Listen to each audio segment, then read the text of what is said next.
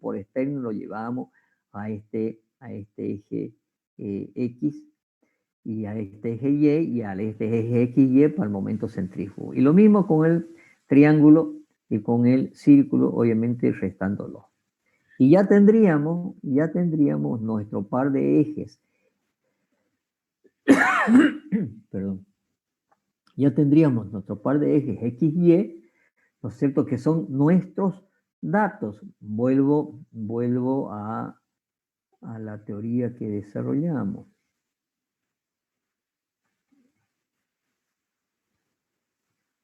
Entonces, los momentos de segundo orden con respecto a estos ejes X, Y, que van a ser nuestros datos, es los momentos de segundo orden que estamos calculando para el centro de gravedad de la superficie de ese rectángulo, triángulo y círculo, ¿sí?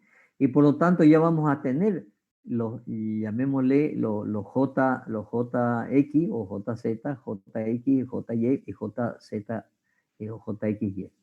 Esos son nuestros datos para ya aplicar en la fórmula.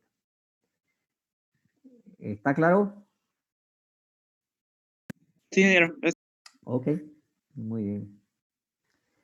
¿Alguna otra duda?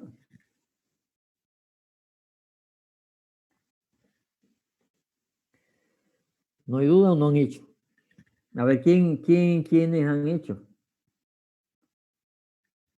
Estas son las fórmulas a que la llevamos. A partir de aquí, ¿no es cierto? Son puras identidades trigonométricas que ustedes han visto desde colegio. ¿Sí? Entonces, cuando se hace la derivada y se reemplaza, ¿sí? Y de aquí tengo que despejar alfa, ¿sí? Para alfa igual a alfa 1. ¿Sí? Tengo que empezar a aplicar algunas identidades trigonométricas. Esta es bien fácil, ¿no es cierto? Porque sabemos que el seno de alfa por coseno de alfa, ¿no es cierto? Es al seno de 2 alfa, ¿sí? Es igual al seno de 2 alfa sobre 2. Y por lo tanto se va a ir con este 2 y seno de 2 alfa, y por eso me queda aquí, saco factor común, JY menos JZ, factor común, porque estas dos ecuaciones en estos dos términos dice 2 seno de alfa, coseno de alfa, 2 seno de alfa, coseno de alfa, saca factor común JZY, saca factor común 2 seno de alfa, ¿sí? Y como eso es seno de alfa sobre 2, se va con el 2, ¿no es cierto? Y me queda de esta manera y se despeja. O sea que esa está facilita, ¿no es cierto? Esa parte sí la entendí, a esa parte ahora, ya llegué, sería ahí okay, al último. A eso voy, permítame. Entonces, después para llegar desde aquí, ¿no es cierto? Utilizando estas identidades trigonométricas, ¿no es cierto? Hasta llegar aquí no está completo todo el desarrollo, ¿no es cierto? Del reemplazo de las funciones trigonométricas. Yo lo tenía en mi libro, sí, lamentablemente una vez me pidieron mi libro para sacarle fotocopia, yo se lo presté y me lo perdieron el libro, y yo tenía todo el desarrollo para llegar desde aquí nuevamente hasta acá. Entonces, pero eso obviamente no lo voy a hacer porque es mucho desarrollo que hay que hacer, pero es aplicación de identidades trigonométricas, ¿no es cierto? Lo mismo para hacer estas otras derivadas para llevar, ¿no es cierto?, al momento centrífugo máximo. Es cuestión de buscar las identidades trigonométricas, seguramente se las han olvidado, pero también estoy seguro que ustedes las tienen menos olvidadas que yo, ¿no es cierto? Yo la hice hace 50 años, ¿no es cierto? Ustedes la han hecho hace un par de años. Pero es eso, joven, ¿no es cierto? De que hay que buscar las identidades trigonométricas para saber, ¿no es cierto?, cómo llega a la porque entiendo que esa es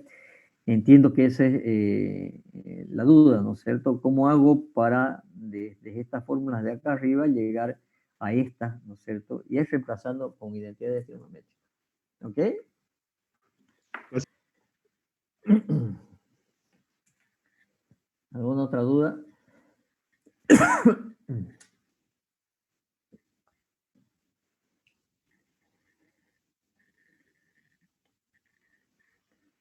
Ok, ¿Qué más, jóvenes?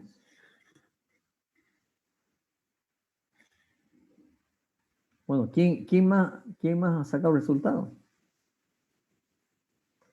En otras palabras, no han hecho, jóvenes. ¿Sí? Bueno, yo les quiero comentar como este capítulo que vamos a ver es la aplicación de todo lo que hemos visto. De fuerza en realidad, porque de geometría de las masas no vamos a aplicar mucho. Pero es la aplicación de todo lo que hemos visto: composición, descomposición, equilibrio, fuerza paralela, no paralela, concurrente, no concurrente, etc. ¿Sí? Vamos a hacer bastante ejercicio, más aún que tenemos bastante tiempo. Y por lo tanto, voy a tener la oportunidad de hacer evaluaciones continuas. Entonces, a medida que vamos haciendo ejercicios en este capítulo, ¿sí? Ustedes van a ir haciendo el ejercicio, como se dice, en clase, ¿sí? Así que prepárense en una buena mesa, ¿no es cierto? Con su papel, porque voy a ir mirando este, con su cámara, ¿no es cierto?, lo que están haciendo, ¿sí? Y los voy a seguir de cerca, y eso va a ser parte de la evaluación, ¿sí? A mí me ha dado pero muy buen resultado la evaluación continua, que ya se los he comentado.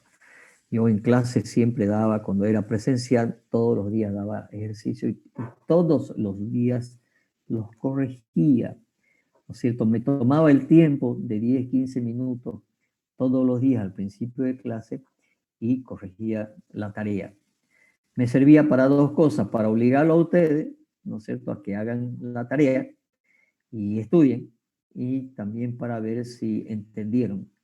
Porque si la mayoría no hizo el ejercicio porque no lo entendió, quiere decir que no lo expliqué bien, no lo entendieron, y por lo tanto lo vuelvo a explicar. Entonces, esa metodología la vamos a hacer con mayor énfasis ahora en este capítulo, ya que este capítulo es la conclusión de todo lo que hemos estudiado. Y les voy a hacer seguimiento, jóvenes, ¿sí? Les voy a hacer seguimiento. Uno por uno me va a mostrar, ¿no es cierto?, su tarea, ¿de acuerdo? Tenemos el tiempo, pero de sobra, ¿sí? Y vamos a tener el tiempo de sobra, jóvenes, para que realmente tengan una isostática, ustedes con una base espectacular, yo diría, ¿no es cierto? El que se aplace es porque no le da la gana de estudiar. El que se aplace es el que porque no le da la gana. Porque no va a haber cosas que no sepamos hacer, no va a haber ejercicios que no sepamos hacer, porque lo vamos a ver y los voy a obligar a que lo hagan, a que lo estudien, y para eso estoy, para sacarles las dudas. ¿Ok? Yo necesito saber, como les dije el otro día, vamos a hacer clases solamente una vez a la semana, los miércoles, ¿sí? Porque los viernes les voy a hacer clase con el otro grupo. Pero yo necesito saber, ¿no es cierto?, quiénes están en este grupo y quiénes van a estar en el otro grupo para hacer otro grupo de WhatsApp, ¿sí?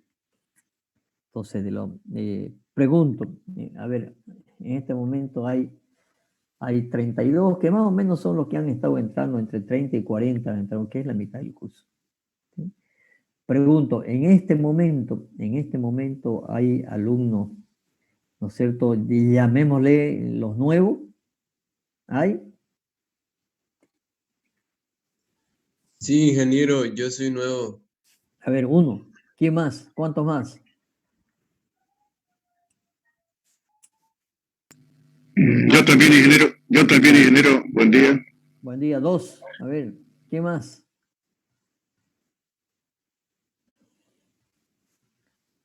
¿No hay más? ¿No hay más nuevo? Bueno, el tema que vamos a empezar, a ver, obviamente, puede ser que lo entiendan, pero no van a poder hacer muchas cosas, porque vamos a hacer reducciones, ecuaciones que hemos visto. aunque tampoco es muy difícil, ¿no? Pero obviamente el concepto no lo van a tener. Por eso es que lo vamos a dividir, ¿no es cierto? Y vamos a empezar de cero con la web. Por eso yo necesito que me hagan la lista, ¿sí? Que me hagan la lista de empezar a hacer la lista de los dos grupos, ¿sí? Entonces yo voy a mandar hoy día que les pasen a través de la carrera, que tendrán el correo o los grupos de WhatsApp, ¿no es cierto?, de los alumnos, para dividirlos, ¿no es cierto?, y tener una lista. Entonces, Kevin, ¿has podido sacar lista de los alumnos? Ya. ¿Cuántos tienes?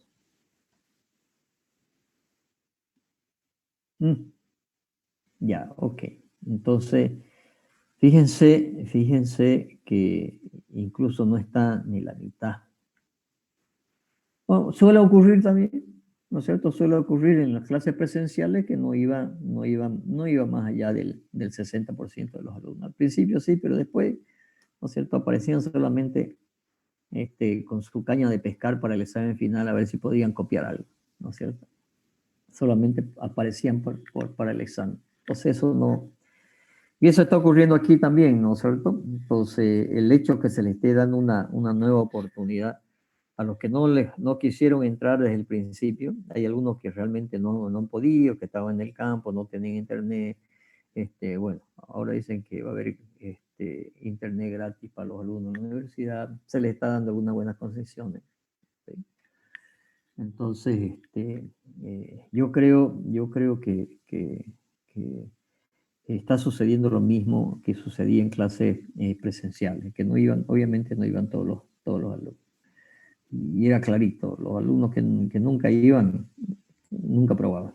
Así de claro. O sea, además tengo las estadísticas de muchísimos años, alumnos que hacían las tareas, alumnos que presentaban sus prácticos y alumnos que aprobaban y no aprobaban. Y era una relación directa, salvo algunas excepciones. Entonces,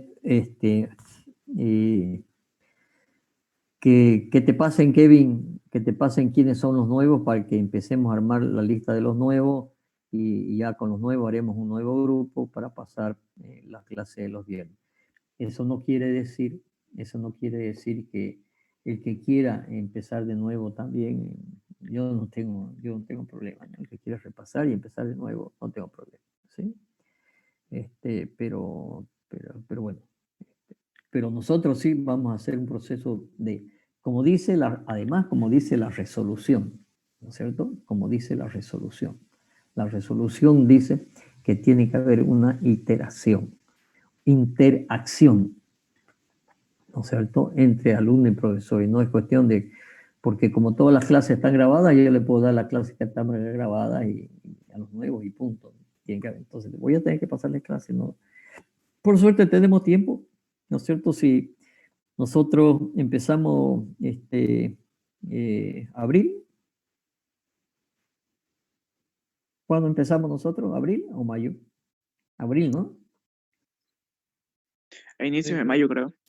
Inicio de mayo. Entonces, mayo, junio, julio, en 3 meses casi hemos terminado la materia. O sea, en 4 meses terminamos, lo mismo que un semestre, ¿no es cierto? 4 meses terminamos la materia. Y ahora nos queda, ¿no es cierto?, agosto, septiembre, octubre, noviembre, otros 4 meses. Entonces, obviamente vamos a ir un poco más rápido, ¿sí? Porque ya hay clases grabadas para los otros. Entonces, bueno, y vamos a seguir tomando asistencia. Ahí está Kevin para tomar asistencia. Y con el otro grupo vamos a hacer otro grupo de WhatsApp para seguir. Y para que después no digan, o sea, además que yo tenga el registro quién asistió y quién no asistió, digamos. Ok, bueno. Muy bien. Si no hay más dudas, empezaríamos con el siguiente capítulo. El otro tema que también les dije que quería hacer, ya que tenemos un poco de tiempo, es que podamos hacer un poco más de ingeniería, como les dije primer día de clases, ¿no es cierto? Por lo tanto, si hay preguntas de ingeniería, tráiganse siempre preguntas para que podamos hacer algo de ingeniería. Les va a servir muchísimo, jóvenes. ¿Sí? ¿Alguna duda de ingeniería?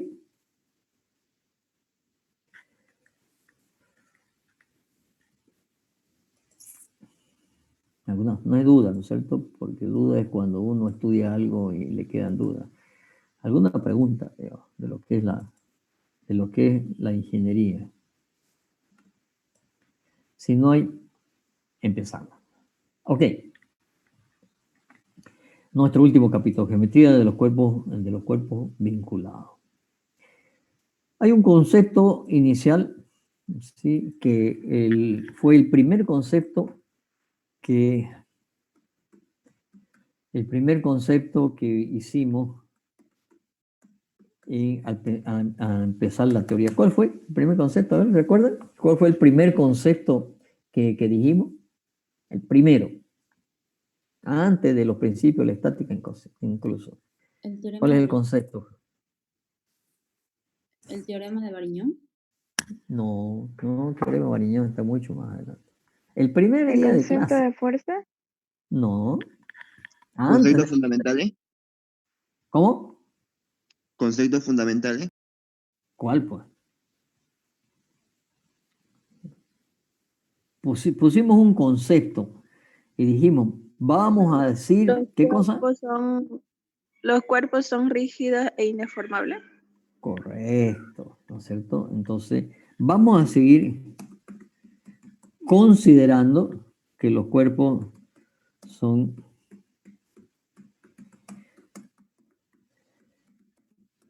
indeformables, ¿sí? Pero esto no es la realidad, ¿eh? Ya hemos dicho que esto no es real, ¿sí? Si nosotros estamos en un edificio, ¿no es cierto? Y estamos parados encima de una losa, esa losa se está deformando, sí, señor, se está deformando, ¿sí? Lamentablemente estamos en época que no nos podemos reunir, pero si no, yo a veces les he demostrado, incluso en las ferias que habían tecnológicas, ¿no es cierto? Yo llevaba 2 o 3 veces elementos físicos con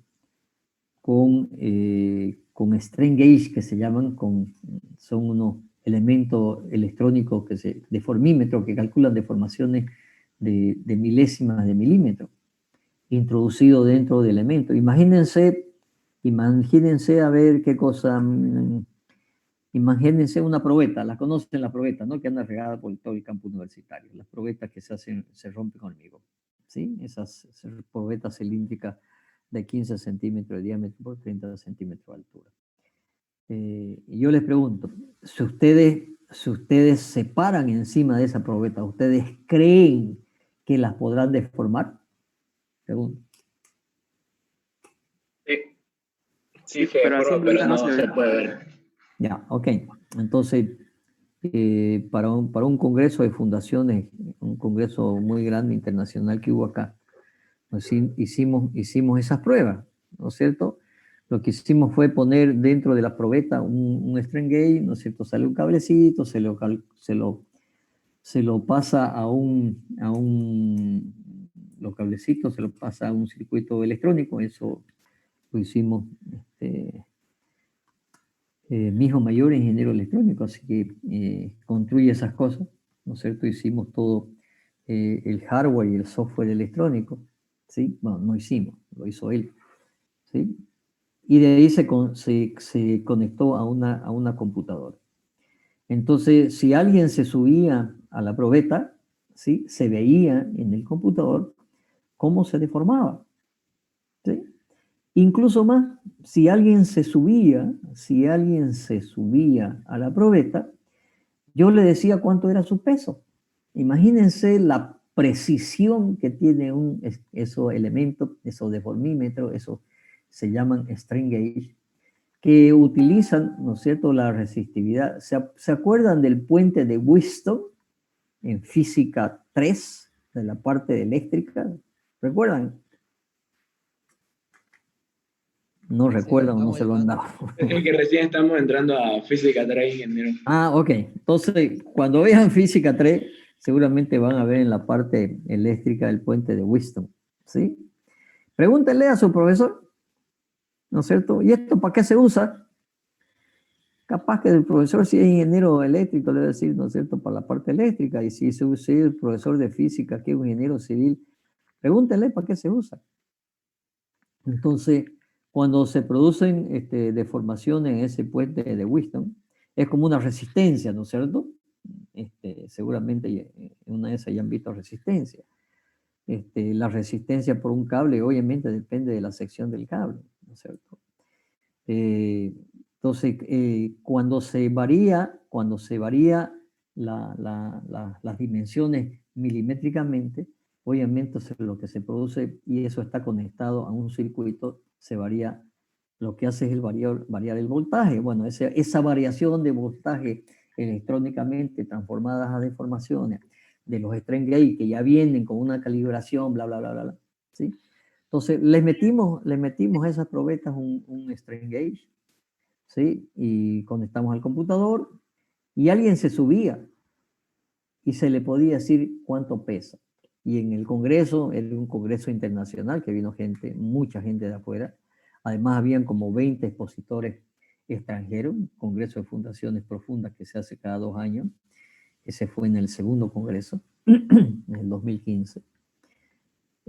Bueno, era la gran atracción, digamos. ¿Por qué? Porque viene uno de los profesores y se sube la probeta y se le dice, bueno, usted pesa 90 kilos. Y el señor dice, sí, peso 92 kilos. Entonces, fíjense la exactitud que me puede dar, ¿no es cierto?, para medir una deformación. Pero bueno, hoy por hoy, los cuerpos son rígidos e indeformables. Porque si se cumpliera que no son rígidos que si se cumpliera que sean rígidos e indeformables, imagínense si yo tengo una fuerza, imagínense que me ponen en los extremos de los brazos, ¿no es cierto? Me ponen un par de caballos y van a jalar con una fuerza igual y contraria. Y bueno, pues según la estática y este concepto, jalen nomás, pues no me va a pasar nada si están las fuerzas en equilibrio, ¿sí? Que jalen, pues, ¿no es cierto? Obviamente me van a descuartizar. Pero por ahora sigamos considerando que los cuerpos son rígidos y deformables, ¿ok? Pero vuelvo a insistirle que no es cierto, los cuerpos siempre se deforman. Entonces eso ya lo verán, ¿no es cierto? En isostática 2 no van a verlo todavía, lo van a ver recién en resistencia y materiales, donde realmente se ve todo el tema de deformación. Ok.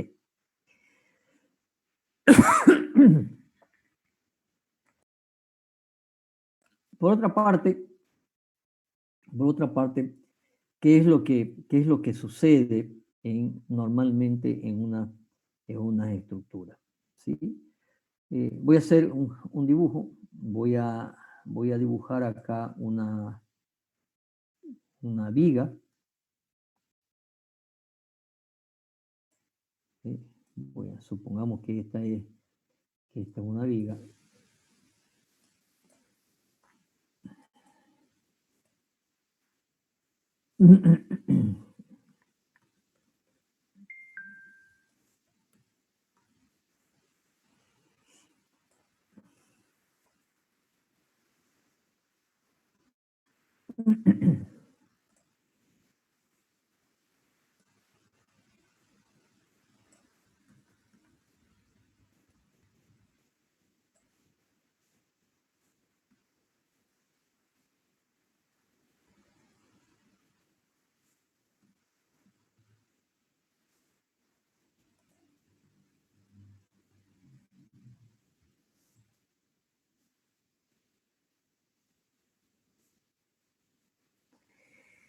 Y esta viga, sí, tiene carga, ¿sí? Y esas cargas sí, dibujémosle algunas acciones encima de la viga, ¿sí? Hay acciones.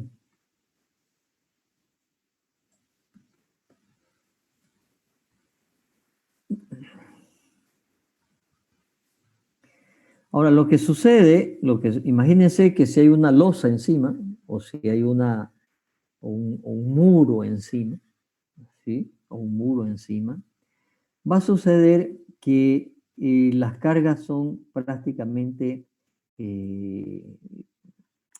por una parte, la geometría del elemento es simétrica. Acepta una simetría, ¿no es cierto? En este caso, obviamente hay un eje de simetría. ¿Sí? Voy a dibujar este eje de simetría acá.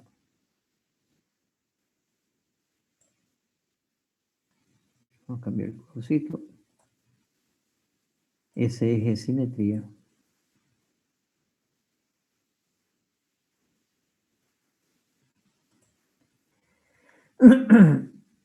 Y también, por lo tanto, existe un plano de simetría, que es el que le estoy dibujando, un plano de simetría.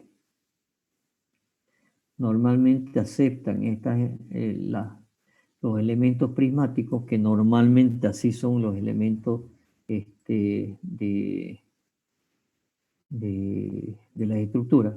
¿Sí? Existe un plano de simetría. Por lo tanto, vamos a llamar que es un plano de simetría.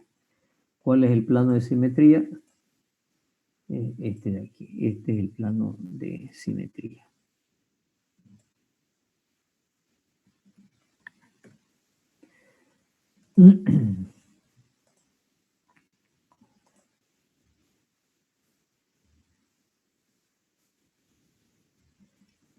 No sé por qué me está saliendo.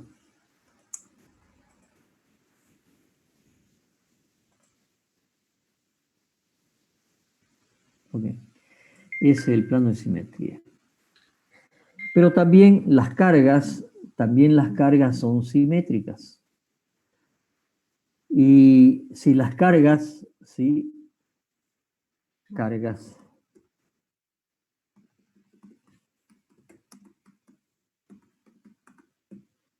normalmente son simétricas, ¿sí? Y por lo tanto, ¿sí? La resultante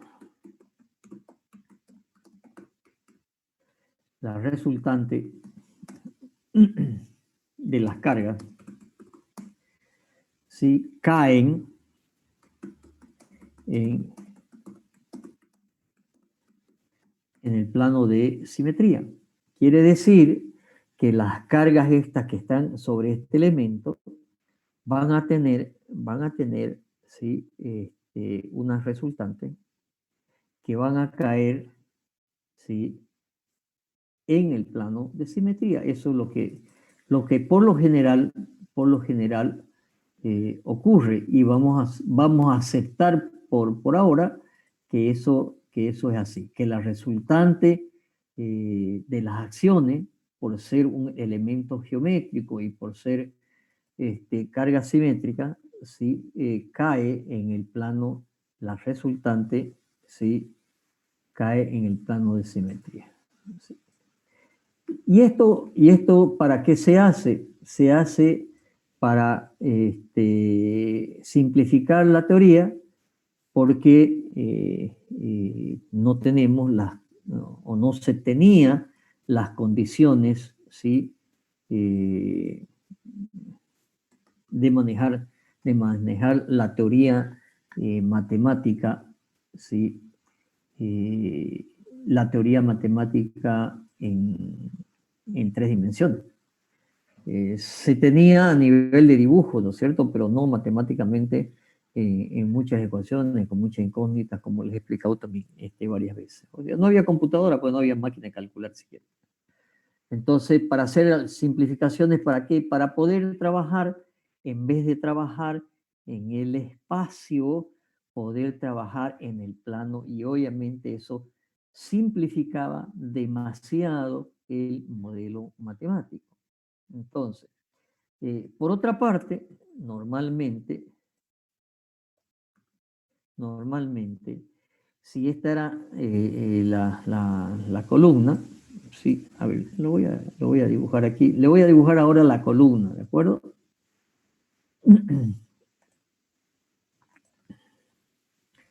Pongamos que esta es la columna.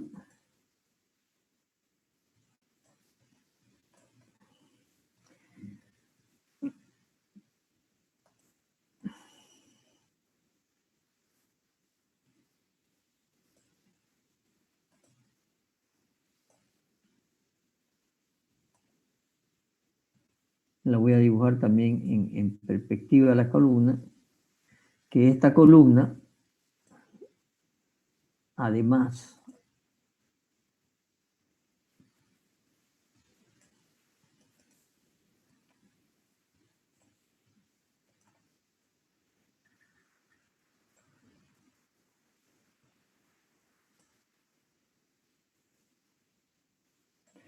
voy a dibujar este pedazo de columna, ¿sí? Que obviamente es más larga. Pero además,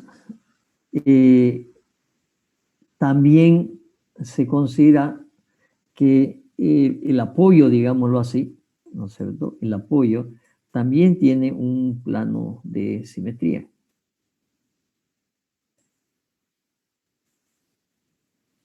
También tiene un plano de simetría. Voy a tratar de dibujarla completa en perspectiva la columna.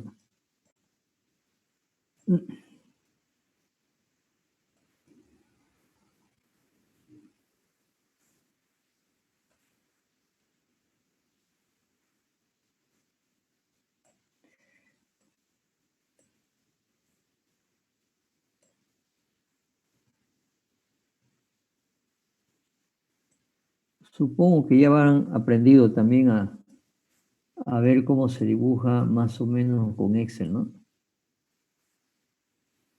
Ahí está la curva, ¿sí?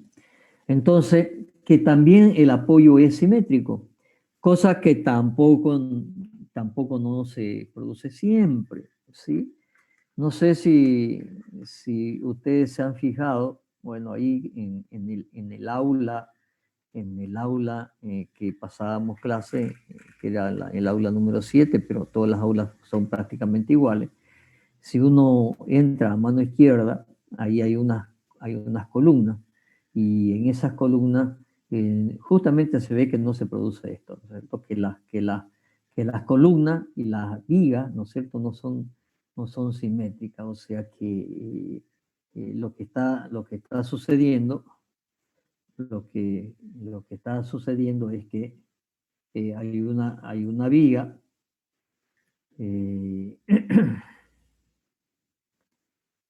¿sí? Y la columna está así, digamos, ¿sí? ¿Ok? Está así la columna. Está la viga y la columna. No hay un eje de simetría entre columna y viga continua, ¿ok? Pero bueno, por el momento vamos a decir que sí se completa. Entonces vamos a hacer una simplificación. Vamos a suponer que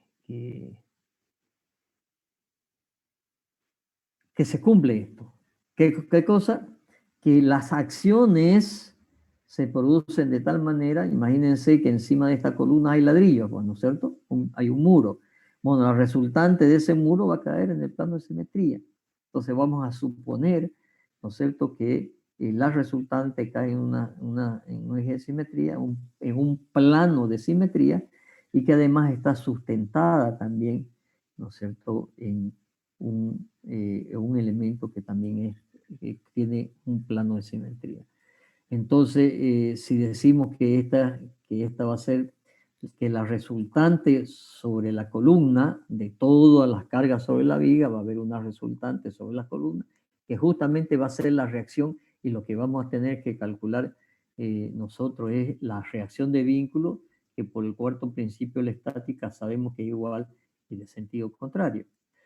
Entonces hay una reacción, entonces también vamos a decir que esa reacción está justamente en el plano de simetría que también está teniendo, ¿sí?, la columna. O sea, esta columna tiene también un plano de simetría y esta resultante, ¿sí?, también está sobre ese plano de simetría.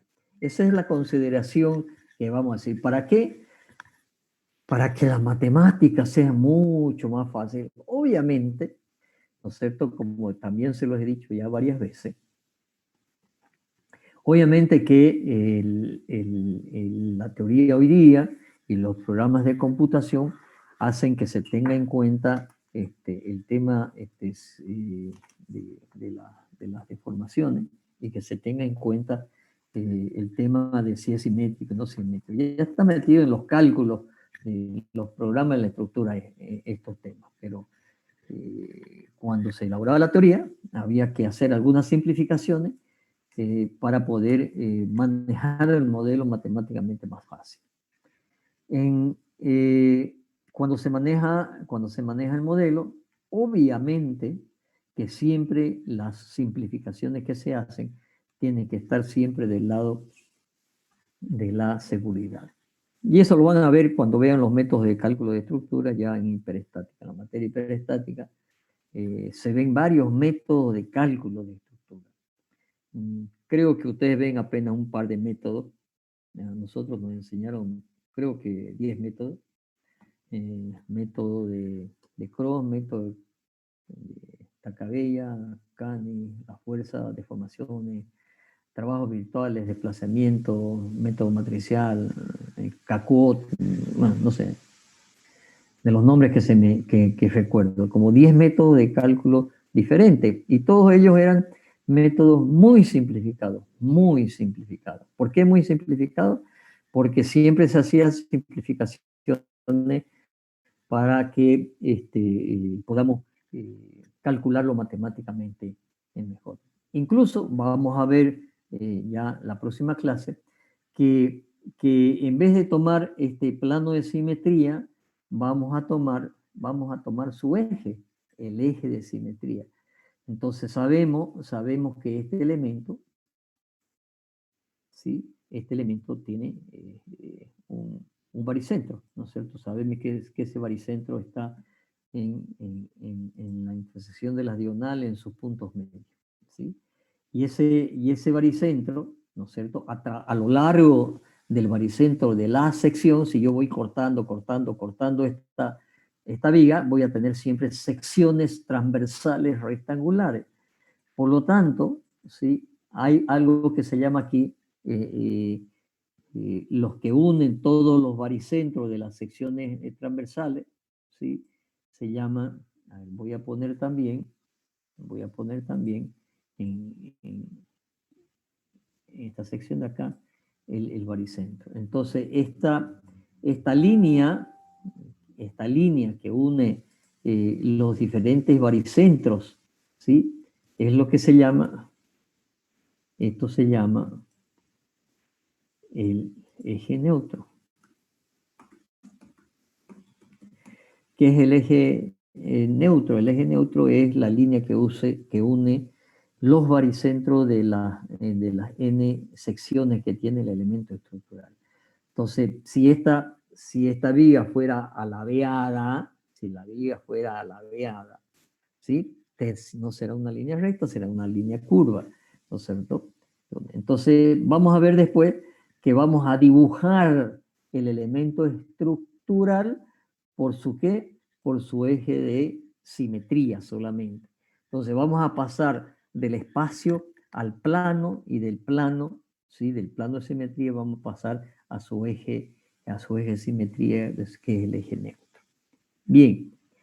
Entonces, ahora para hacer el análisis de estos elementos, ¿sí?, vamos a decir que este plano de simetría, que tiene esas condiciones que son donde se reciben las cargas simétricas, donde están las resultantes, las cargas externas, lo vamos a llamar chapa. Muy bien. ¿Ok? Va a ser una... Y ahora vamos allá. Vamos a hablar harto, bastante. Vamos a hablar de las chapas. ¿Sí? Y nos vamos a referir ahora al cálculo de la chapa. Muy bien. Entonces, cuando de aquí para adelante hablemos de una chapa, no perdamos de vista que lo que estamos hablando es de un elemento estructural, ya sea de la chapa de una columna, de una viga o de una columna que es el eje de simetría donde caen las resultantes de las cargas externas, de las acciones externas. ¿De acuerdo? Perfecto. Entonces, ahora vamos a hablar del elemento chapa, ¿sí? Primero tenemos que ver cómo se sustenta una chapa. Entonces, estamos empezando a decir que la chapa es un plano, ¿sí? Entonces, supongamos que tenemos una chapa y en vez de hacer toda la teoría que está en el libro, yo prefiero hacer algo físico porque he visto que se entiende mejor cuando vemos algo físico. Supongamos que tenemos un pedazo de madera. ¿Sí? Supongamos que tenemos un pedazo de madera.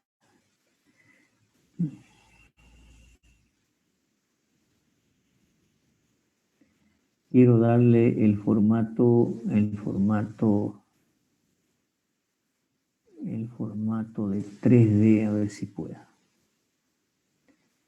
Perfecto. Presentación.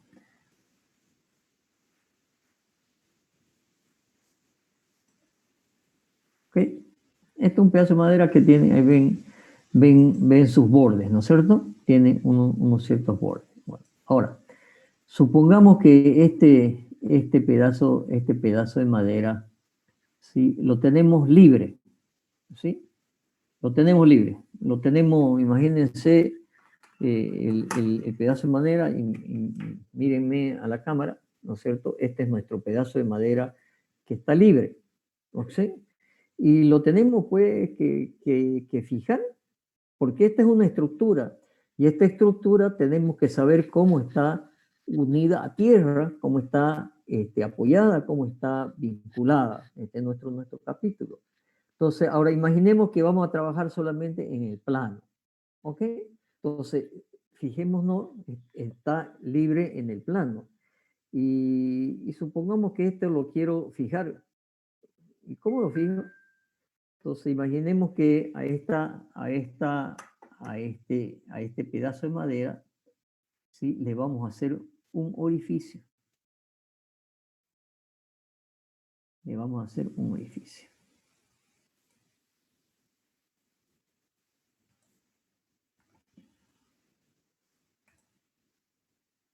Le hacemos un orificio, ¿de acuerdo?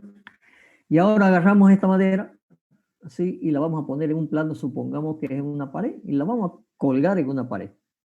Por lo tanto, vamos a agarrar un clavo, ¿sí? Vamos a agarrar un clavo, vamos a dibujar un clavito, ¿sí?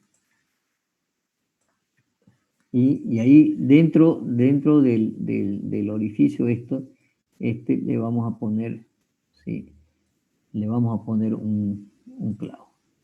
Supongamos que eso que está en amarillo es un clavo, ¿sí? Y hacemos el orificio, apegamos la tabla a la pared y clavamos, ¿no es cierto?, la madera. ¿Qué es lo que va? Y la soltamos, ¿sí? Si obviamente la madera puede girar alrededor, porque supongamos que el clavo es más delgado que el orificio, ¿qué es lo que va a suceder? Lo que va a suceder, ¿sí? Va a suceder lo siguiente. ¿Sí? Que la madera se va a colocar y según su peso, ¿sí? Por su peso se va a poner de esa forma. Y obviamente se va a poner, si recuerdan el mapa que hicimos, ¿no es cierto? Se va a poner una forma de tal manera que los momentos estáticos de un lado y del otro lado se van a equilibrar, y ahí tenemos. Y nuevamente le vamos a volver a dibujar su clavo que está clavada a la madera aquí con un clavo. ¿Sí? Ok. Y ahora sí, la madera está quieta. ¿Está quieta o no está quieta? ¿Se queda quieta la madera? Pregunto. Sí, se queda quieta. Sí, se Muy queda bien, quieto. se queda quieta. Ahora, suponemos que estamos en el plano de la madera, ¿sí? Si yo le hago una fuerza a la madera, le pongo una fuerza perpendicular a ella, ¿se va a mover la madera? Si yo me apoyo sobre la madera, ¿se va a mover la madera? No se va a mover si me apoyo perpendicularmente. La pregunta es si ahora yo le aplico una fuerza, en cualquier punto, ¿sí? En cualquier punto del elemento, ¿la madera se mueve o no se mueve? Sí, Sí. Sí, va a girar, va a tratar de girar alrededor del punto, ¿no es cierto?, donde está el clavo. Muy bien. Y por lo tanto, todavía no tengo fija esa madera. Si ahora hablamos matemáticamente, fíjense cómo empezamos a meterle el modelo matemático, ¿sí? Si ahora hablamos matemáticamente, ¿sí? Y yo fijo un par de ejes de coordenadas, ¿sí? Al fijar este par de ejes de coordenadas, ¿qué he hecho matemáticamente al ponerle el clavo? ¿Qué he hecho matemáticamente? ¿Sí? Este de acá es un punto fijo. Este de aquí es un punto fijo. Entonces, este punto fijo, lo vamos a señalar, este punto fijo es este de aquí. ¿Sí? Este es un punto fijo. Quiere decir que a este punto fijo tiene, ¿qué cosa? ¿Qué tiene un punto fijo con respecto al par de ejes? Coordenadas. Muy bien, coordenadas. Están aprendiendo, jóvenes. Sí, tiene una coordenada, ¿sí? Tiene unas coordenadas. Una coordenada X y una coordenada Y. Coordenada X y coordenada Y. Voy a traer este dibujo acá encima.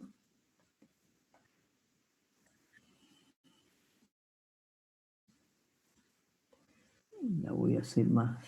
Lo voy a hacer otro color, pero esto no se nota. Ok. Tiene unas coordenadas. Una coordenada X y una coordenada Y. ¿Sí? Entonces quiere decir que al ponerle ese orificio, lo que estoy haciendo es fijarle una coordenada X, ¿no es cierto? Y una coordenada Y. O sea, al fijar un punto significa fijar dos coordenadas. A eso quería llegar. Fijar un punto significa fijar dos coordenadas. ¿Sí? Y ahora voy a hacer lo siguiente. Voy a copiar de nuevo la madera. ¿Sí? Voy a copiar la madera. Que está colgada. Vamos a volverle a poner su clavito.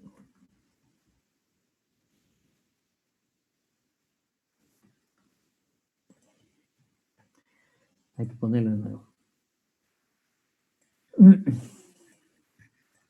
Está el orificio.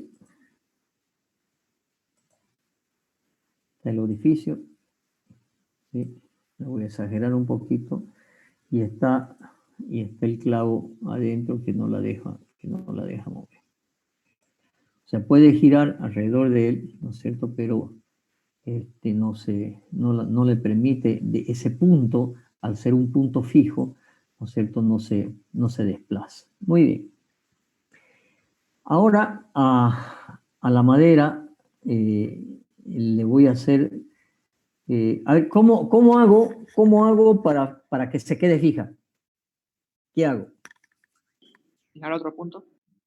Ponerle otro clavo. Es exactamente, ¿no es cierto? Lo lógico es hacer otro orificio y ponerle un clavo.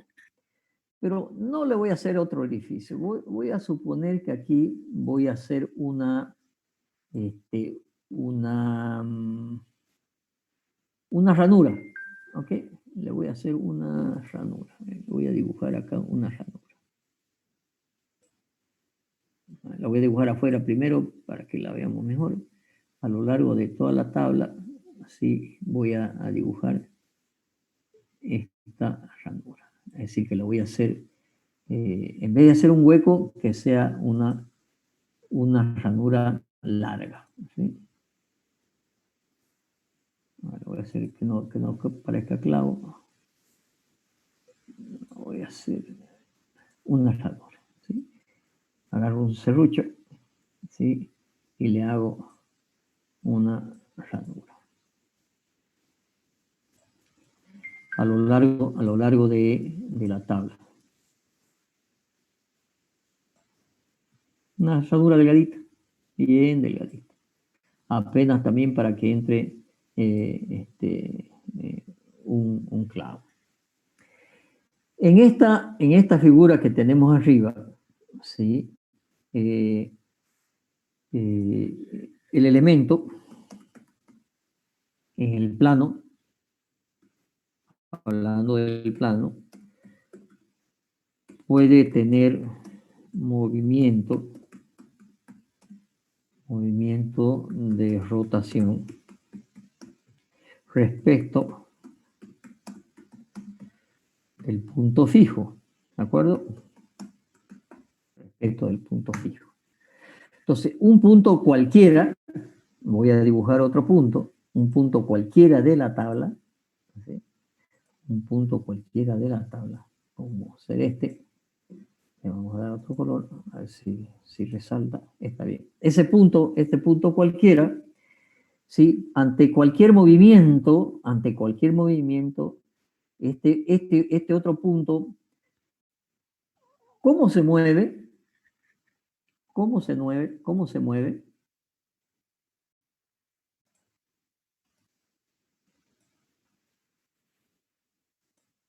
Pregunto, ¿cómo se mueve? Le voy a cambiar un poco el color de la tabla para que se vea mejor, ¿ok?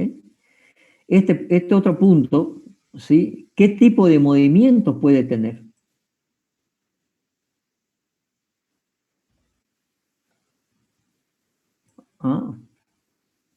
Físico, jóvenes, esto es física, estamos haciendo física. ¿Qué tipo de movimiento puede tener este otro punto? ¿Que va a rotar? Va a rotar. La única posibilidad, si yo le aplico una fuerza, a esta tabla, ustedes me dijeron que esta tabla lo que podía era girar alrededor de este punto fijo de rotación. Entonces, cualquier otro punto, el único posible movimiento que tiene, ¿no es cierto?, es un movimiento de rotación, ¿sí? Y un movimiento de rotación, ¿no es cierto?, alrededor del punto, ¿no es cierto?, que tiene como radio, ¿no es cierto?, el punto que une el punto y el punto de rotación. Entonces, la única posibilidad de movimiento de este punto, ¿no es cierto?, es oscilar, ¿no es cierto?, igual que oscila toda la tabla en relación al punto de movimiento del punto fijo. Entonces, pregunto, si a la nueva tabla que tenemos, en esta ranura, le ponemos Le ponemos acá, lo voy a dibujar en rojo, ¿sí? Le ponemos un clavo.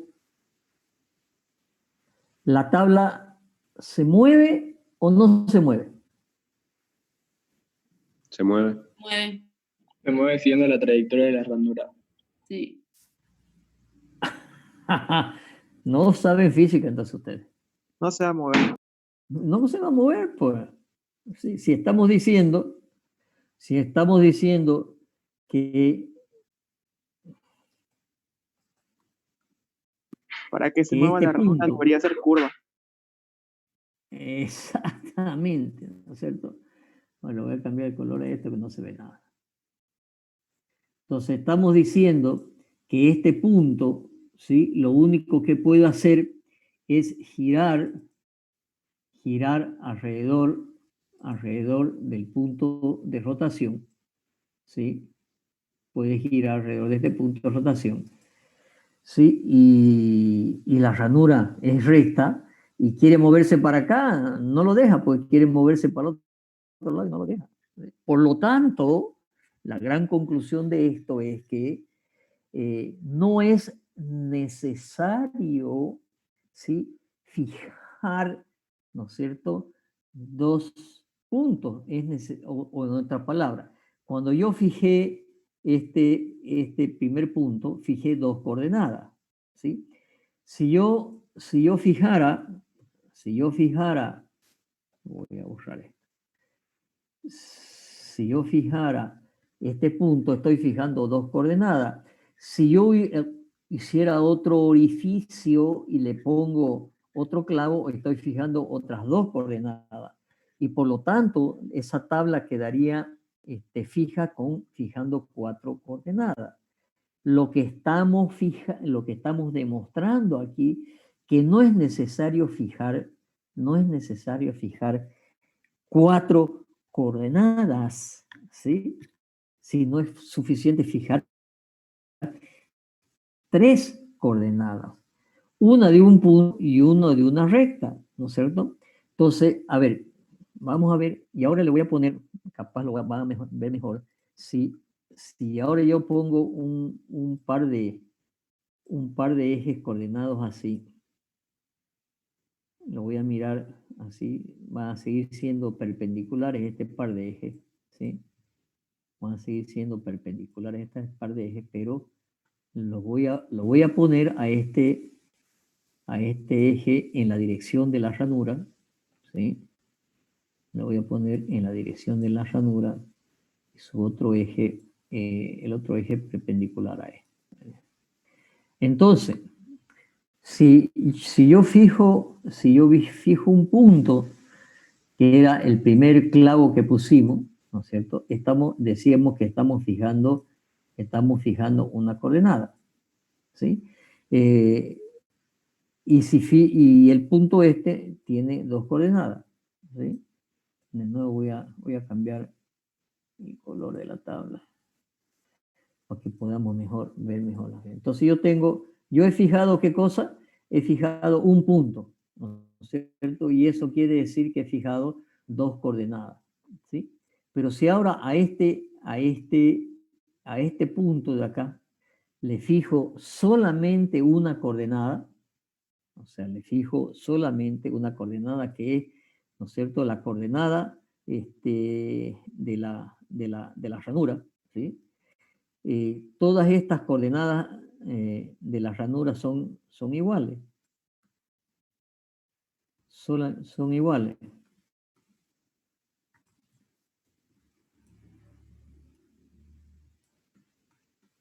Por lo tanto, donde yo ponga el clavo en la ranura, la chapa no se va a mover.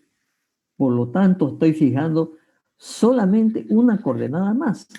Tenemos dos coordenadas fijas del clavo inicial, más una coordenada, ¿no es cierto?, en cualquier punto de la ranura. Y por lo tanto, no estoy fijando cuatro coordenadas. Quiere decir, y esta es la gran conclusión, para fijar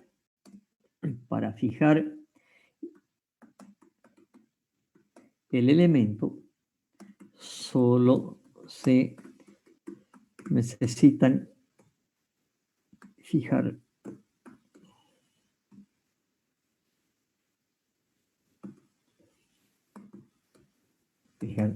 tres coordenadas. ¿De acuerdo? Se necesitan fijar solamente tres coordenadas. ¿Y esto qué? Esto es la chapa, ¿sí? Por lo tanto, ¿sí? Vamos a decir como gran conclusión que una chapa tiene tres coordenadas libres, ¿sí? Que es lo mismo que decir, ¿no es cierto? Tiene 3 grados de libertad, porque tiene 3 grados de libertad, porque vamos a definir como grados de libertad grado de libertad es igual a las libres. Entonces, cuando estén en estructuras hiperestáticas, y vamos a ver cuántos grados de libertad tenemos isostática, ¿no es cierto? Cuando ven hiperestática van a ver, ¿no es cierto?, estructuras hiperestáticas, ¿sí? Y es importante ahí calcular los grados de libertad que tiene una estructura hiperestática o una estructura isostática. Sí, es importante definir los grados de libertad. ¿Por qué? Porque si nosotros definimos los grados de libertad como las coordenadas libres, ¿sí? La pregunta es, ¿cuántos grados de libertad tiene una chapa?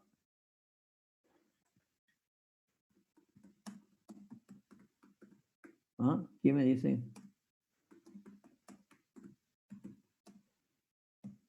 Ahí está escrito. ¿Cuántos grados de libertad tiene la chapa? 3. 3, muy bien. 3 grados. Entonces, los grados de libertad de una chapa son 3. Y esos son esos 3 grados de libertad que hay que restringirle a una chapa, ¿sí? Para que se quede fija. Pero, de nuevo, no necesitamos fijar 4 coordenadas. Necesitamos fijar solamente 3 coordenadas. Porque si fijamos 3 coordenadas, la chapa está fija. Por lo tanto, una chapa tiene 3 grados de libertad y para fijarla necesitamos restringirle esos 3 grados de libertad. Bien. Ahora vamos a ver el concepto de desplazamiento.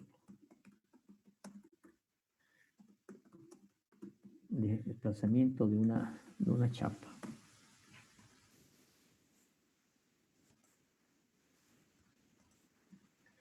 Supongamos que tenemos una chapa cualquiera. Sí, voy a dibujar una chapa cualquiera. Una chapa como esta. Esta es una chapa cualquiera. Que sabemos ya que es un plano de simetría. ¿Sí? Y esta chapa tiene un desplazamiento. Un desplazamiento tal que todos los puntos de la chapa se desplazan, ¿sí? Un cierto desplazamiento igual. Entonces, supongamos este punto A de la chapa. Voy a dibujar un punto aquí.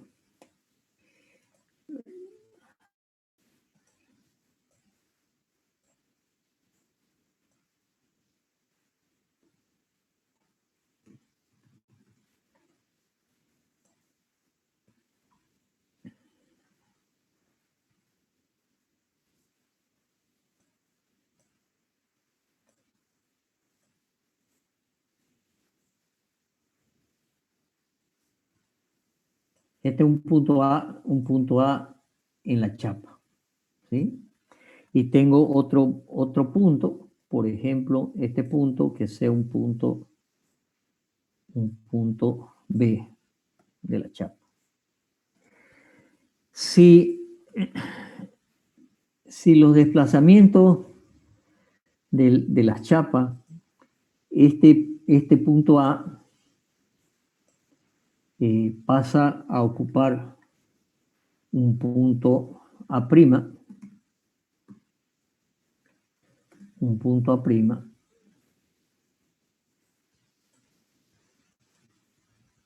perdón, este punto A'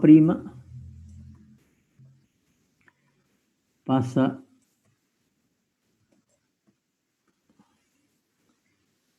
este punto A, perdón, pasa a un punto A', ¿sí? Y quiere decir que ha tenido supongamos un desplazamiento horizontal, y el punto A', el A pasó al punto A'. Y el punto B, ¿no es cierto?, pasó a ocupar el punto B'. Y sucede que en ambos casos, ¿sí?, se ha producido un desplazamiento. El punto A ha pasado al punto A', ¿sí?, y ha tenido un desplazamiento horizontal, ¿sí? Del punto A pasó al punto A'. Y el punto B pasó del punto B al punto B'.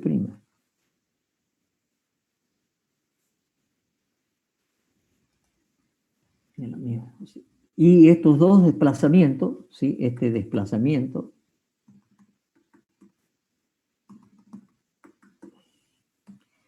es igual en los dos casos. ¿Sí? Ese desplazamiento es igual a este desplazamiento. En este caso se llama que la chapa ha tenido un desplazamiento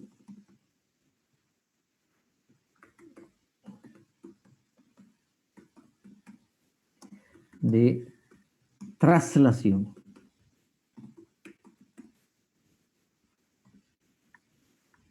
Traslación.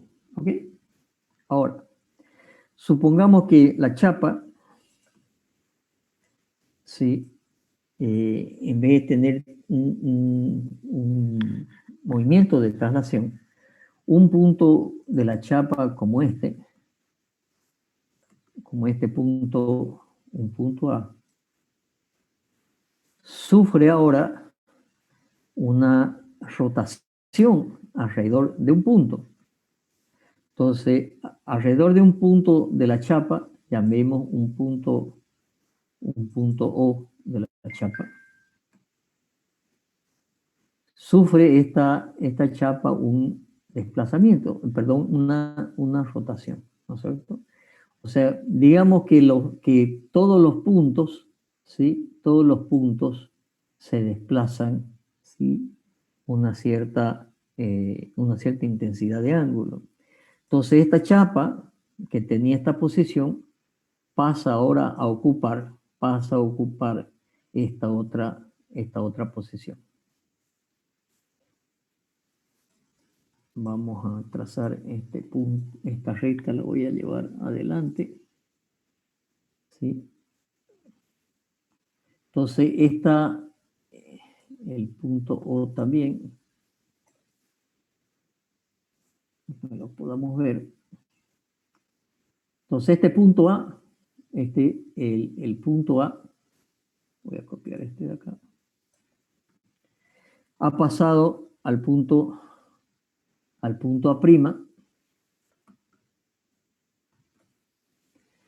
ha pasado a una posición A', como esta, pero en vez de sufrir un desplazamiento, ¿sí?, en vez de sufrir un desplazamiento, ha sufrido, ¿no es cierto?, un giro de un cierto ángulo, entonces, que gira alrededor del mismo punto.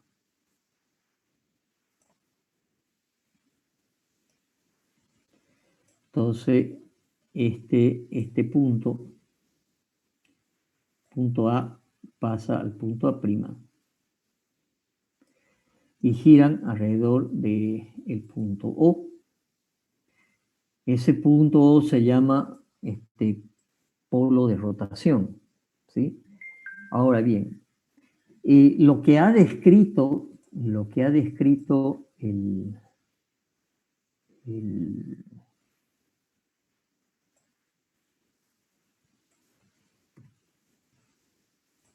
el movimiento que ha descrito no es un movimiento de desplazamiento, es un movimiento de, y esto se llama un desplazamiento de rotación. Entonces voy a dibujar un arco, que es el arco que ha sufrido, ¿sí?, de desplazamiento el punto A. Entonces ha pasado del punto A al punto A' mediante una rotación. Entonces esto se llama un desplazamiento de rotación.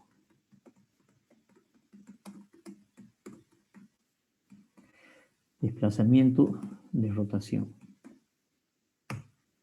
¿Okay? Entonces este era de traslación. ¿Cuándo es de traslación? Cuando todos los puntos se desplazan en una misma dirección, una misma intensidad. Cuando es un punto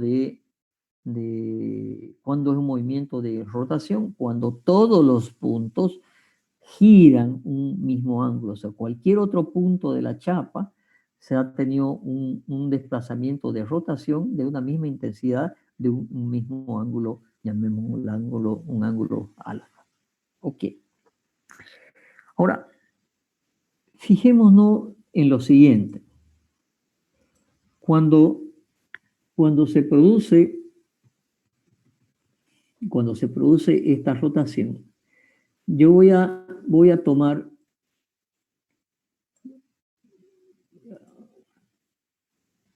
vamos a poner el punto de rotación aquí, ok. Voy a tomar tres elementos. Voy a tomar la cuerda, perdón, el arco A', el arco A', que es este que está, lo voy a dibujar en rojo, este arco A', ¿sí? Voy a trazar la cuerda, que es la cuerda es la recta que me va a unir el origen y el extremo, ¿no es cierto?, de ese arco, ¿sí? Voy a tomar la cuerda, que es esta de acá, la voy a dibujar también en rojo, ¿sí?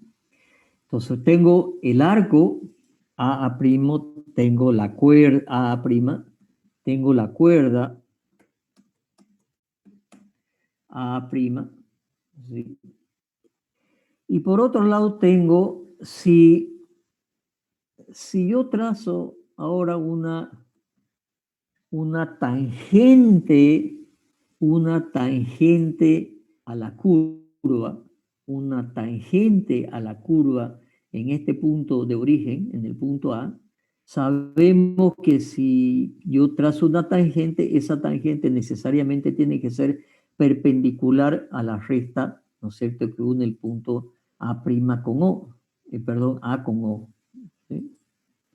Vamos a repetir el punto A acá.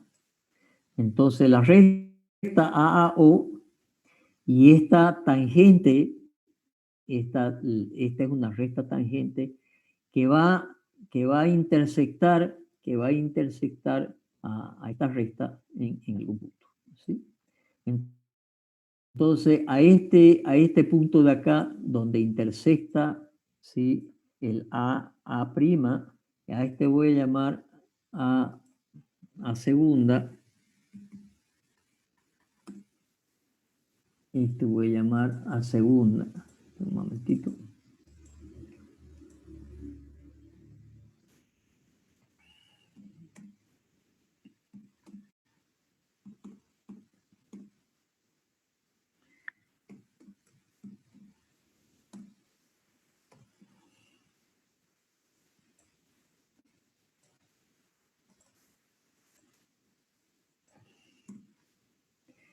a este punto de acá donde intersecta A prima, A primera esta es A segunda, esta acá parece que no se ve bien, esta es A segunda, la voy a traer de acá para que se vea bien. El A prima, este de acá, este es el A prima. Ahora sí se nota bien, A prima. Entonces, tengo el arco A prima, tengo la cuerda A prima, y tengo la tangente A segundo.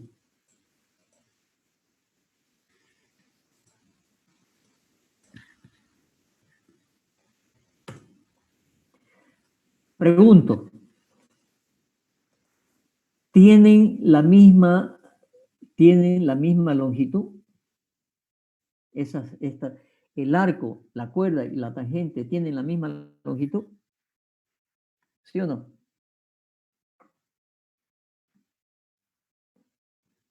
No. No, ¿no es cierto? No tienen la misma longitud. ¿Cuándo tienden a ser de la misma longitud?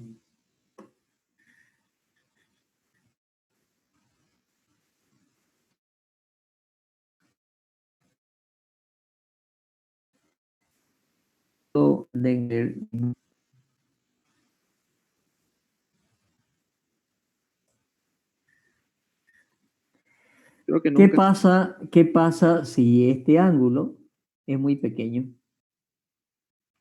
Este ángulo, llamemos un ángulo tita, ¿sí? ¿Qué pasa si el ángulo es pequeño? Si el ángulo de rotación es pequeño.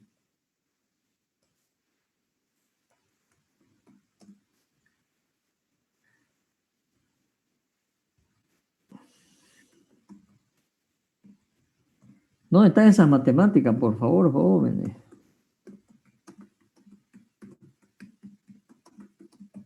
Si es físico, lo estamos viendo, es físico esto.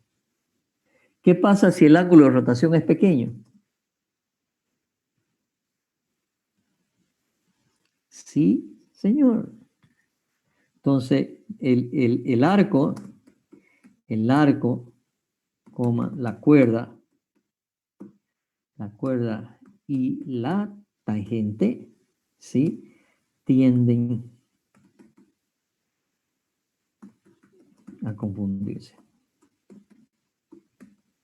Es decir, tienden a ser del mismo tamaño. Entonces, en la teoría de las estructuras, cuando el algo muy pequeño, vamos a asumir que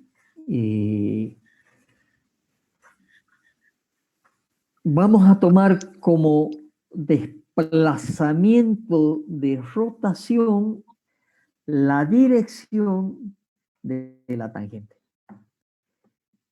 Y la tangente tiene una dirección perpendicular a la recta que une el polo con el punto de rotación. Vuelvo a repetir porque este concepto para estructura es demasiado importante. Cuando ustedes estén viendo hiperestática, este es el concepto que va a primar para la dirección de los desplazamientos. Vuelvo a repetir.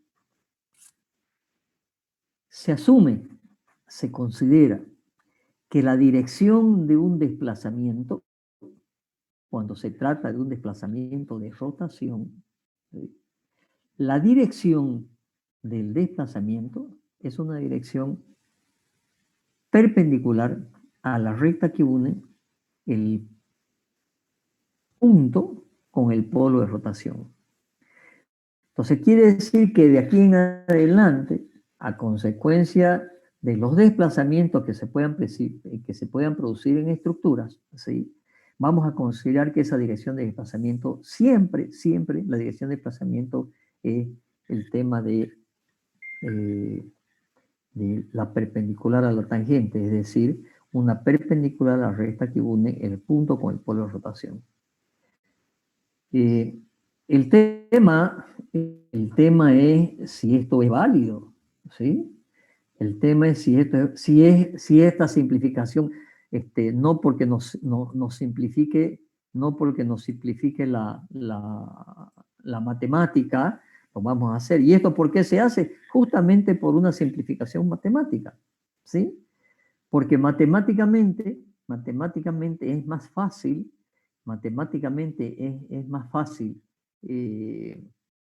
manejar la recta perpendicular a una recta, ¿no es cierto?, que su arco es mucho más fácil, ¿sí? Matemáticamente. Y esa es la condición que se pone como desplazamiento. El asunto, como les digo, ¿es correcto? ¿Es correcto considerar esto en estructura? A ver, veamos. Si nosotros estamos haciendo cálculo de estructuras, supongamos que tenemos un elemento horizontal que sea una losa, ¿sí? Un entrepiso cualquiera. Supongamos que sea una losa de hormigón, ¿sí? Hemos dicho que los desplazamientos, las deformaciones son pequeñas. Deben ser pequeñas, debemos calcular para que sean pequeñas. Entonces, si este elemento está, pongamos, no digamos que es una losa, digamos que es una columna, una viga para que lo entendamos mejor, y que está apoyado en unas columnas. ¿Okay? Este elemento viga, que obviamente tendrá acciones externas, ¿sí? Que pueden ser fuerzas, ¿sí? Pueden ser fuerzas concentradas, pueden ser fuerzas distribuidas, lo que sea. Pero hemos dicho, ¿no es cierto?, que en la realidad física le van a producir una deformación. Esa deformación de esta viga, ¿sí? Esta deformación de esta viga debe ser pequeña, ¿sí?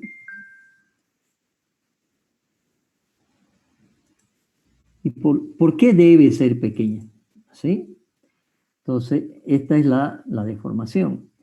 Porque si esta deformación es grande, imagínense que es una viga y aquí adentro tengo una ventana, ¿no es cierto? Estas son las columnas, están dibujadas en corte, ¿sí? Lo voy a hacer un poquito más largas para que... ¿Sí? Entonces, esta deformación debe ser pequeña. Si supongamos que tenemos una ventana aquí, vamos a tener que hacer un marco curvo, ¿no? O poner mucho relleno para poner yo no podría poner acá una ventana, ¿sí? No podría poner una ventana aquí. ¿Por qué? Porque imagínense, tendría que poner hasta ahí y después rellenar esto, ¿sí? Rellenar más acá y acá. Y lo mismo en la parte de arriba, si esta viga está soportando una losa, o sea, un piso, cuando haga el piso voy a tener también que hacer esta losa, si esta viga es parte de una losa, ¿no es cierto?, también en la parte de arriba se va a producir la deformación. Y al producirse esa deformación, ¿no es cierto?, aquí voy a tener que rellenar para poner el horizontal, para poner el piso. Entonces, y las deformaciones pueden ser grandes, claro que pueden ser grandes. Y eso es lo que uno tiene que calcular. No solamente tiene que calcular resistencia, sino que siempre hay que calcular la deformación. Y por lo tanto, la pregunta nuevamente es esta. Voy a borrar esta ventana. si esta curva roja es la deformación que se produce, ¿sí? Y por lo tanto un punto, supongamos que sea el punto medio de la viga, este punto de acá de la viga que está en la parte de abajo, ¿sí? Pasa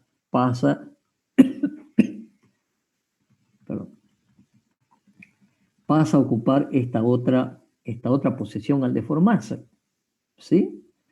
Entonces, nuevamente, si nosotros trazáramos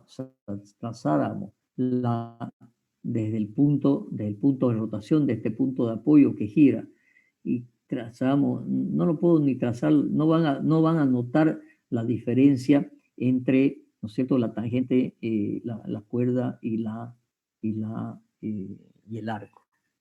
De la misma manera, supónganse que ahora estamos hablando de un edificio, ¿sí?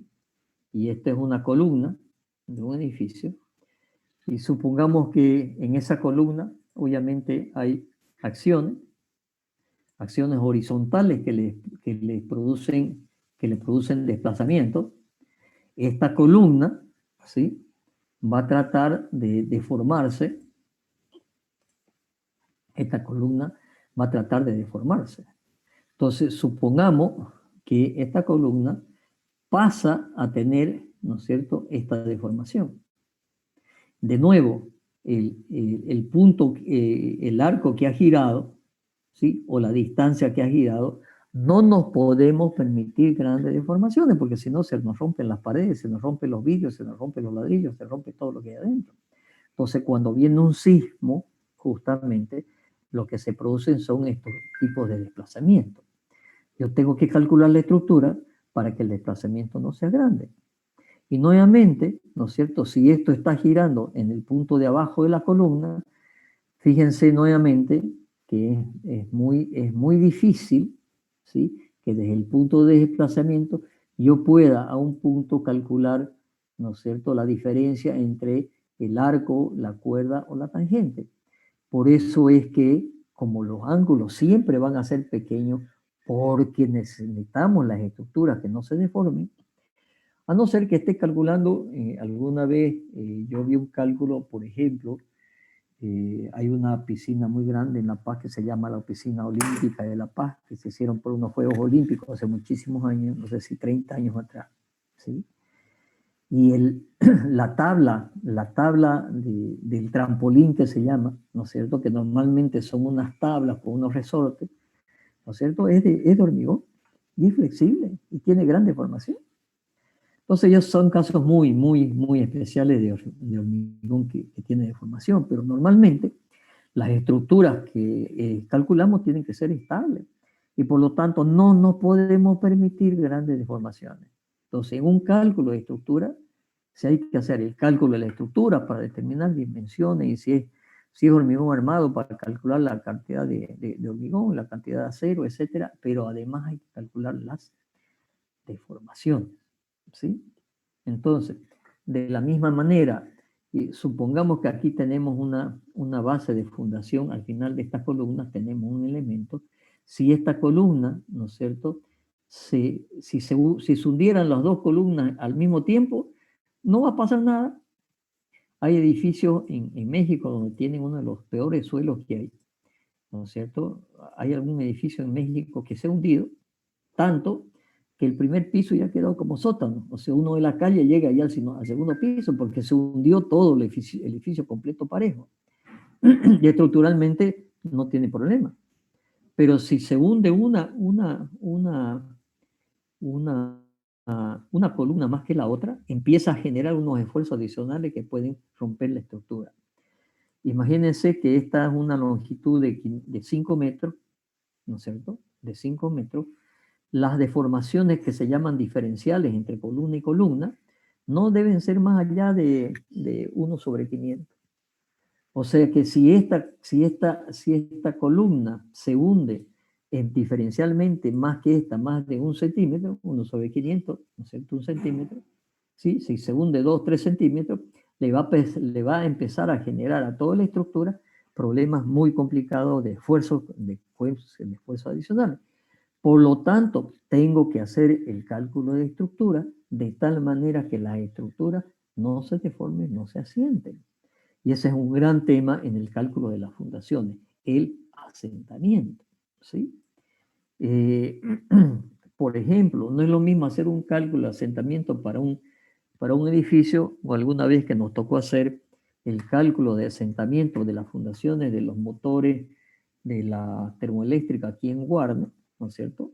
Donde obviamente son unos equipos muy grandes que tienen, la termoeléctrica tienen rotores muy grandes y que deformaciones muy pequeñas le pueden generar a los motores eso descompensaciones, ¿no es cierto? Y problemas. Por lo tanto, había que hacer unas fundaciones donde el asentamiento sea prácticamente nulo, ¿no es cierto? Prácticamente casi 0, 0, 0, para que no se deforme la estructura. Entonces, quiero que desde ahora tengamos en cuenta muy bien este concepto de la deformación. Se van a cansar de verlo, ¿no es cierto?, en resistencia de materiales, todas las hiperestáticos. Cuando calculen una estructura, van a calcular la deformación, porque tienen que verificar que las estructuras no tengan la deformación. No se va a caer, ¿no es cierto? No se va a caer, pero tiene deformación. Ustedes han sentido por el puente, ¿no es cierto?, ahí de la universidad, el puente peatonal encima del segundo anillo. ¿Se deforma? Pero claro que y se siente, ¿no? Se siente que se deforma, ¿sí? Se siente que tiembla, se siente que se deforma. ¿Se va a caer? No se va a caer, ¿no es cierto? Pero cuidado con las deformaciones repetitivas. En la historia cuenta, en la Segunda Guerra Mundial, que había un puente en el cual pasaban tanques, ¿sí? Pasaban camiones, tanques con peso, obviamente, imagínense pesos de tanque, imagínense todo el puente lleno de tanques. Y pasan, y no se caía el puente. Pero pasó un pelotón marchando y el puente se cayó. ¿Cómo así, digamos? Pero si la carga de los tanques era muchísimo mayor que la carga de la gente. Pero lo que pasa es que la gente pasó marchando. Y al pasar marchando, ¿sí?, empieza a generarle un movimiento. Y ustedes han visto resonancia. ¿Han visto resonancia en física? ¿Sí o no? Sí. Bueno, ¿qué pasa cuando el periodo de la estructura coincide con el periodo del movimiento que se le produce? Llega el colapso, ¿no es cierto? Colapso, exactamente. Entonces, obviamente, si en el puente de la universidad pasara solamente la gente en una sola dirección y marchando, el puente se puede caer, digamos, ¿sí? Pero como no sucede eso, primero no pasan marchando todos juntos y no pasan en la misma dirección, es aleatoria, ¿no es cierto? No va a coincidir nunca el periodo con el periodo de la construcción, porque no se le está produciendo un movimiento cíclico. Pero, por ejemplo, un viento que le produce viento, y lo puede llegar a deformar, ¿no?, de mucho tiempo, ¿no es cierto?, puede ser que ocurra algún tema complicado. Entonces, lo que quiero decirle es que la deformación, ¿no es cierto?, hay que calcularla, ¿sí? ¿Por qué? Porque, a ver, ¿qué pasa cuando viene un sismo? ¿Sí? ¿Qué pasa cuando viene un sismo? Como les digo, ¿no es cierto?, la estructura trata de moverse así. Entonces hay que calcular la estructura para que esta deformación no sea grande. Yo he tenido otra experiencia, ¿no es cierto? Yo estudié en la ciudad de Salta, Argentina, que es una ciudad muy sísmica, pero muy sísmica. Yo estaba en un par de sismos ahí, y uno de ellos, un sismo muy fuerte de escala 7.8, una cosa así, muy, muy fuerte. Y había un edificio calculado sismo resistente, porque ahí hay que calcular obviamente el sismo resistente. Era un edificio de 16 pisos. El último piso tuvo una oscilación de 50 centímetros. 50 centímetros. Pero de todas maneras, 16 pisos a 3 metros por piso, ¿no es cierto?, son 48 metros. Entonces, si hacemos 48 sobre 50, también la deformación, ¿no es cierto?, no es muy grande en relación a la longitud del elemento, ¿sí? Pero como estaba calculada para que se pueda producir ese tipo de sismo, que se pueda producir esas deformaciones, no le pasó nada. Pero si no hubiera sido calculada para soportar esos esfuerzos que le produce esas deformaciones, obviamente hubiera tenido problemas, como ha tenido problemas en muchos otros lugares donde colapsa la estructura. ¿Ok? Muy bien. Entonces, este concepto, por favor, ¿no es cierto?, que vuelvo a repetirlo por su importancia, ¿sí? El desplazamiento de un elemento estructural, ¿no es cierto?, en un desplazamiento de rotación, la dirección del desplazamiento se la considera que es una dirección que es perpendicular al punto perpendicular, perdón, a la recta que une el punto con el polo de rotación. Entonces, esto es válido para nosotros porque necesitamos calcular estructuras, ¿no es cierto?, que tengan controlada su deformación. Capaz que esta teoría para un ingeniero mecánico, ¿no es cierto?, no le sirve, ¿no es cierto? O para un ingeniero electrónico, capaz que esta consideración no le sirve. Ustedes que ya han visto isostática, no isostática, han visto informática o están viendo informática, ya que le han explicado binario, hexadecimal y están entrando a temas tan detalle. Ustedes saben en un disco,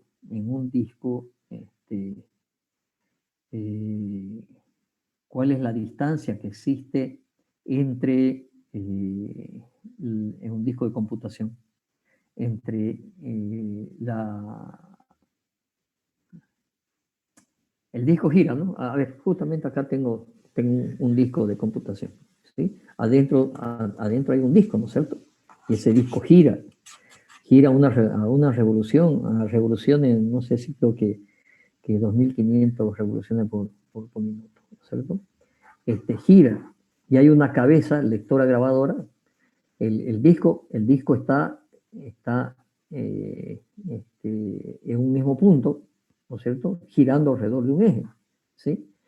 Y lo que lee la información, como la información está magnetizada en el disco, hay lo que se llama es una doble cabeza lectora grabadora.